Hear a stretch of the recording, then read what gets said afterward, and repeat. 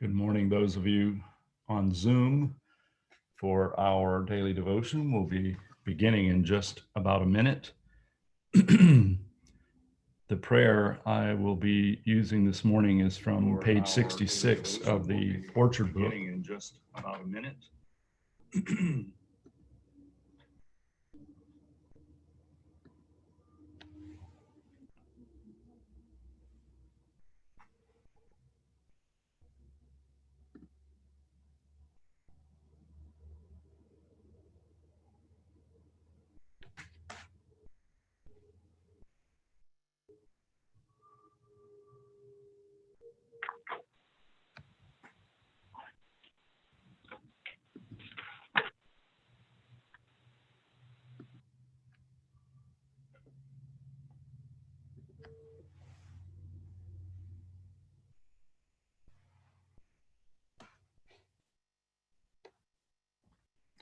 Good morning, fellow pilgrims and friends and neighbors. Welcome to our daily devotion from Pilgrim Congregational Church. I'm Patrick Horn. I'm very glad to have you join us this morning.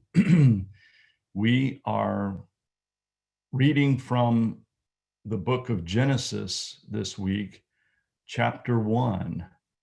We're going to, the entire chapter plus the first 2.5 verses of chapter 2 will be our focus this week. We're not going to read the entire passage this morning.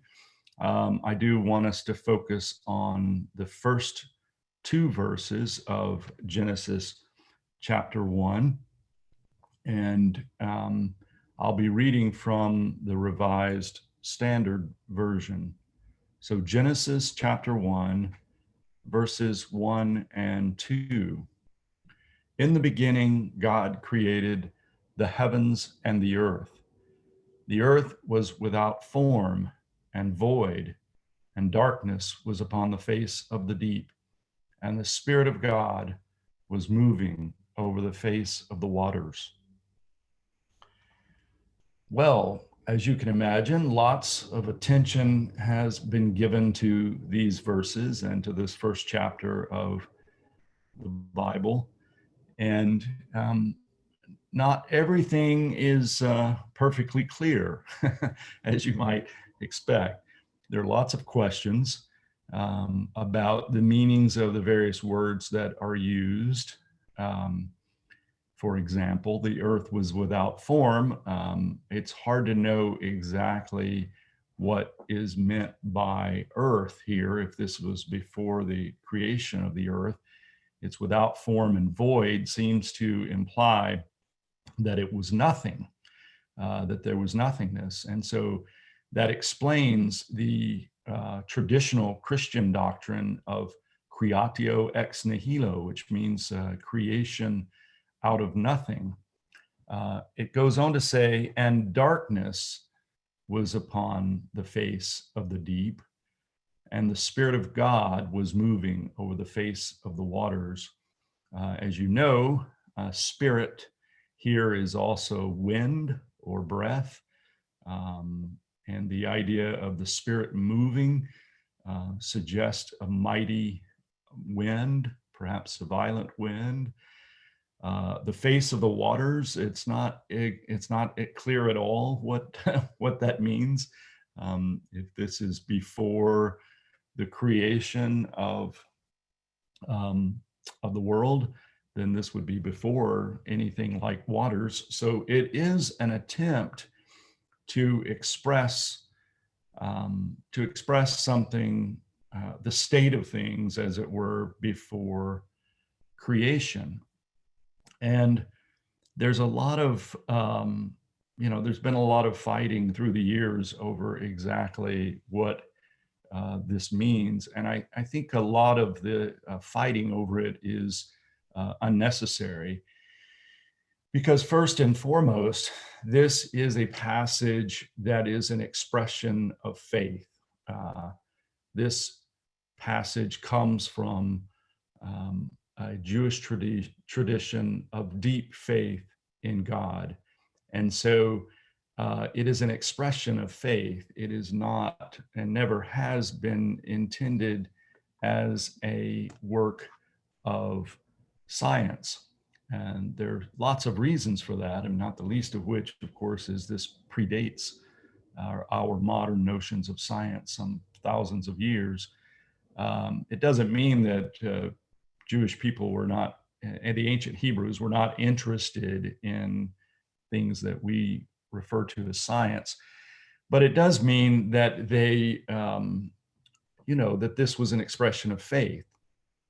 And there's no way that humans, it would have to be an expression of faith, because there's no way that humans have access to something like the creation of everything.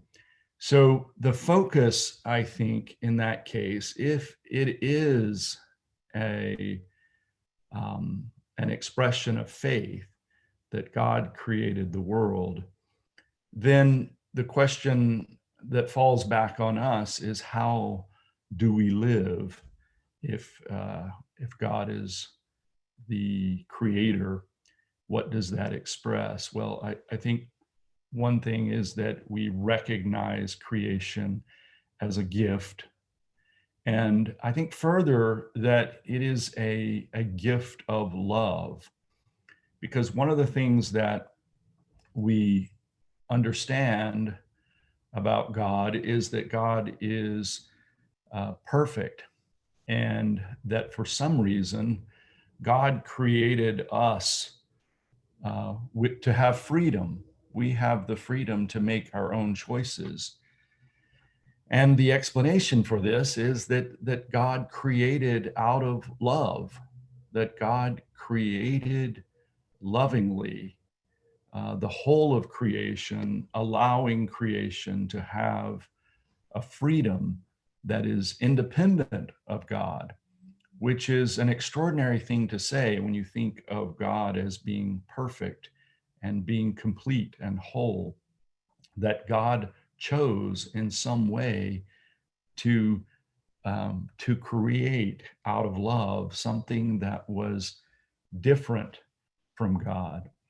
And so I think that in the story of creation, we already see the self-giving love that we see in the revelation of Jesus Christ. It's already present there. The gift of creation is already a gift of love.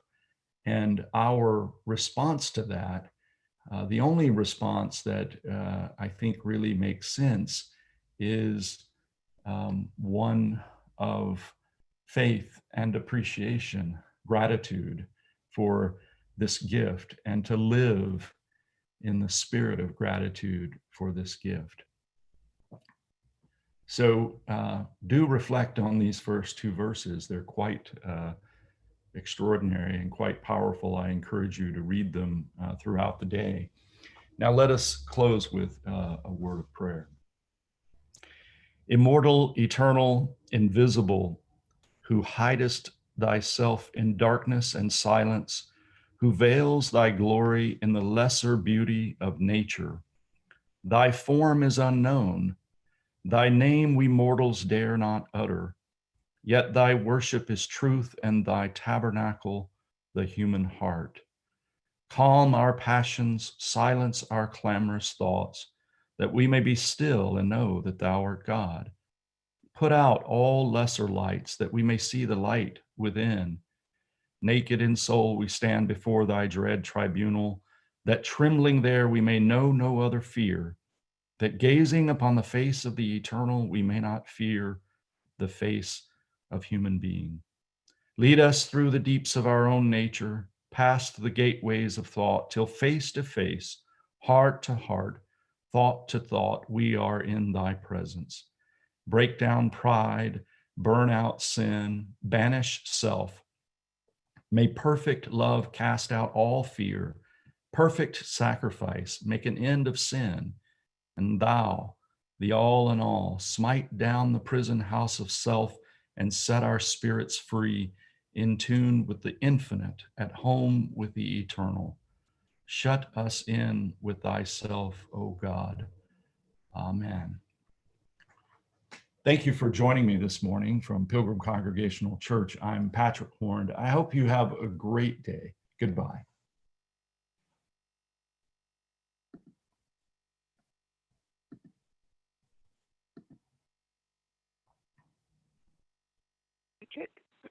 Patrick? Good morning. Good morning. I don't want to cut off anyone else if there are other people wishing to say something. I think that, let's see who else is on here. Is that Guadalupe? Probably. Yes, Dr. Parker. Good morning, everybody. Good morning. Good morning. And I think maybe Cedric is on another phone. Is that right? Well, just wanted to thank you. Okay. Go ahead, Ceddy. Say it again, Ceddy. Can you hear him? He's on the line. No, well, I can't hear him. Oh wow.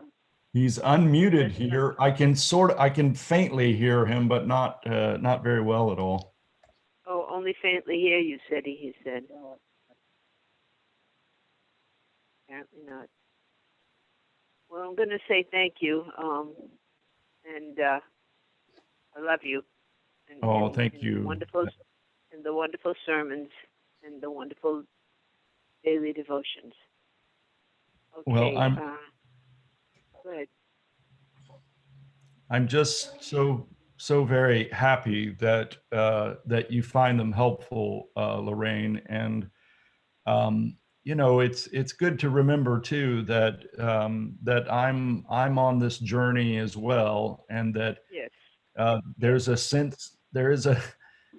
sense in which I'm just the messenger, and the message is just as much for me. And so it's something that I work through and with and in at the same time that you do. Yes, I realize it. I'm just so thankful to have you here. Thank you, Dr. Patrick. I'm totally agree with Lorraine. Thank you so much. Thank you, Guadalupe. I appreciate your love and support so much. Thank you. Bye. Blessings Bye. to you and your family. Bye-bye. Thank you so much. Yes, thank you. Bye. Bye-bye.